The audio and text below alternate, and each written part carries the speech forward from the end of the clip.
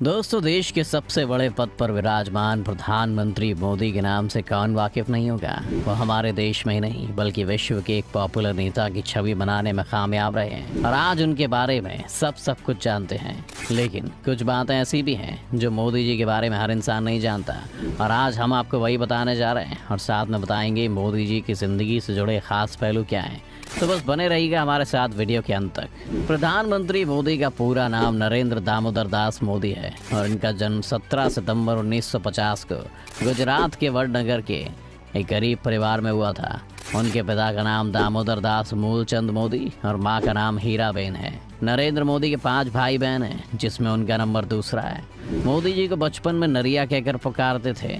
मोदी जी के पिता railway station पर चाय की दुकान लगाते थे। मोदी जी भी अपने पिता की चाय की दुकान पर उनका हाथ बटाते थे। मोदी जी बचपन से ही कुछ अलग थे। वो आम बच्चों की तरह नहीं थे। उन्हें बचपन में ही देशभक्ति के काम करना बहुत पसंद थे। 1962 में भारत चीन युद्ध के दौरान मोदी जी ने ट्रेन में जा रहे फौजियों को चाय पिलाई थी और यही नहीं, 1965 के भारत पाक युद्ध के समय भी मोदी जी ने वहां से गुजर रहे सैनिकों को चाय पिलाई। मोदी जी ने गुजरात के वडनगर के ही भगवताचार्य नारायण आचार्य स्कूल से अपनी पढ़ाई की शुरुआत की और वह पढ़ाई में औसत छात्र थे। मोदी जी को बचपन में एक्टिंग का बहुत शौक था, इसलिए वो स्कूल के बाद विवाद नाटकों में भाग लेते और इनाम भी हासिल करते थे। वो एनसीसी में भी शामिल हुए। मोदी जी बचपन से ही निडर क्वालिटी के थे। वो एक दिन शर्मिष्ठा तालाब से घड़ियाल का बच्चा पकड़कर अपने घर ले आए। माँ के समझाने पर उसे वापस तालाब में छोड़कर आए। वे बचपन में साधु संतों से बहुत प्रभावित थे और बचपन से ही सन्यासी बनना चाहते थे। सन्यासी बनने के लिए मोदी जी ने स्कूल की पढ़ाई छोड़ दी और बाद में घर से भाग गए। इस दौरान वो पश्चिम बंगाल के रामकृष्ण आश्रम सहित कई जगहों पर घूमे। मोदी जी बचपन से ही आरएसएस को पसंद करते थे और उससे जुड़े भी। 1958 में दीपावली के दिन गुजरात आरएसएस के पहले प्रांत प्रचारक लक्ष्मण राव ईमानदार वकील साहब ने नरेंद्र मोदी को बाल स्वयं सेवक की शपथ दिलाई। मोदी जी बहुत ही मेहनती कार्यकर्ता थे। वो आरएसएस के बड़े शिविरों के आयोजनों में मैनेजमेंट का हुनर दिखाते। आरएसएस नेताओं के ट्रेन और बस में रिजर्वेशन का जिम्मा उन्हीं के पास होता था। मोदी जी कई महीने तक तो हिमालय में साधुओं के साथ भी रहे। वापस आने पर उन्होंने सन्यासी जीवन त्यागने का फैसला किया और अपने भाई के साथ मिलकर अहमदाबाद के कई स्टेशनों पर चाय की दुकान लगाई। हर परेशानी का सामना करते हुए चाय बेची। 18 साल की उम्र में मोदी जी की मां ने बांसकाठा जिले के राजासोना गांव में रहने वाली जशोदाबेन से मोदी जी की शादी करवा दी। विवाह के बाद मोदी जी घर छोड़कर संघ प्रचारक बन गए। कुछ लोगों का कहना है कि वो शादी के 3 साल बाद तक अपनी बीवी के साथ रहे, लेकिन मोदी जी के बारे में लिखने वाले इस चीज़ से इनकार करते हैं। मोदी जी अहमदाबाद संघ मुख्यालय में रहते थे और वहाँ के सारे छोटे छोटे काम जैसे सफाई करना, चाय बनाना और बुजुर्ग नेताओं के कपड़े धोने वगैरह जैसा काम करते थे। वो हर काम से पहले अपनी माँ का आशीर्वाद लेने ज़रूर घर जाते थे।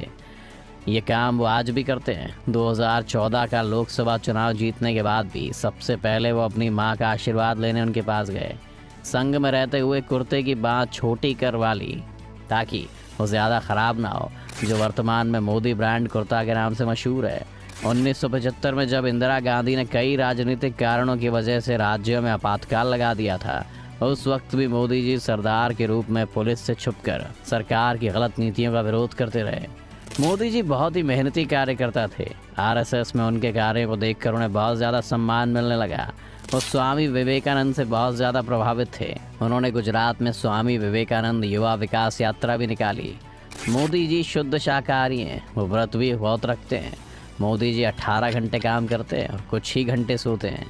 वो समय के बहुत पाबंद हैं। लाल कृष्ण आडवाणी को मोदी जी का राजनीतिक गुरु माना जाता है। 1990 के दौरान मोदी जी ने आडवाणी की सोमनाथ से अयोध्या रथ यात्रा में बड़ी भूमिका निभाई। इससे प्रभावित होकर बीजेपी के बड़े नेताओं ने मोदी जी को अपनी पार्टी में शामिल कर लिया और वो पार्टी के लिए बहुत ही मेहनत और लगन से काम करते रहे।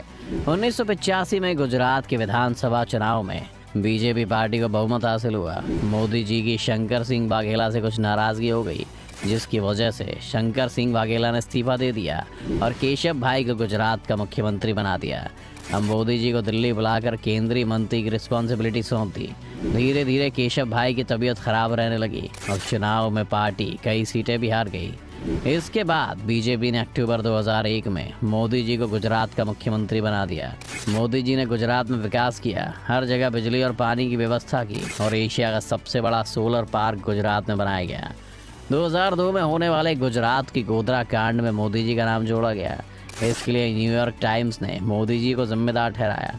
गोधरा कांड गुजरात के गोधरा शहर में 27 फरवरी 2002 को हुआ था। गोधरा शहर में रेलवे स्टेशन पर साबरमती ट्रेन की S7 कोच में आग लगा दी गई, जिसमें 59 लोगों की जान चली गई। इसके बाद गुजरात में जगह जगह पर सांप्रदायिक दंगे शुरू हो गए और 28 फरवरी 2002 को गुजरात के कई इलाकों में दंगों ने भयंकर रूप ले लिया और 1200 से ज़्यादा लोग मारे गए। इसके बाद सुप्रीम कोर्ट ने इस कांड की जांच के लिए स्पेशल कमेटी बनाई। कमेटी ने पूरी जांच पड़ताल की। 2010 में सुप्रीम कोर्ट ने कमेटी की जांच के आधार पर फैसला सुनाया। फैसले में सुप्रीम कोर्ट ने कहा कि कमेटी को दंगों में कहीं भी मोदी जी का कोई हाथ नहीं मिला।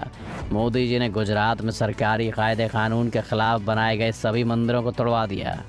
इसके बाद मोदी जी की लोकप्रियता गुजरात में इतनी बढ़ी कि लगातार 4 बार मोदी जी गुजरात के मुख्यमंत्री रहे। 2013 की केदारनाथ आपदा में क्षतिग्रस्त हुए केदारनाथ मंदिर के पुनर्निर्माण के लिए केंद्र सरकार से मोदी जी ने मांग की, लेकिन उस वक्त कांग्रेस सरकार ने मना कर दिया। मोदी जी की कामयाबी और अच्छी नीतियों को देखते हुए भाजपा सरकार ने 2014 के लोकसभा चुनाव में मोदी जी को प्रधानमंत्री के रूप में चुना। चुनाव के लिए मोदी जी ने सोशल मीडिया का भी खूब इस्तेमाल किया और अपनी मेहनत और लगन के बल पर भाजपा पार्टी को भारी बहुमत से जीत दिलाई। 26 मई 2014 को दिल्ली के राष्ट्रपति भवन में मोदी जी ने भारत के सर्वोच्च नेता प्रधानमंत्री पद की शपथ ली। मोदी जी भारत के 15वें प्रधानमंत्री बने। लोगों के लिए वो इतने पॉपुलर नेता बन गए कि दोबारा भी बीजेपी पार्टी को ही बहुमत के साथ जीत मिली और 30 मई 2019 को दूसरी बार भारत के प्रधानमंत्री बने। अगर आपको मोदी जी के पीएम बनने के बाद के कामों के बारे में भी एक वीडियो चाहिए तो हमें कमेंट करके बताइए। वीडियो अगर आपको पसंद आई तो इसे लाइक करें और कमेंट करें। अगर आप चैनल पर नए हैं या आपने अभी तक चैनल को सब्सक्राइब नहीं किया है तो इसे सब्सक्राइब करना बिल्कुल ना भूलें।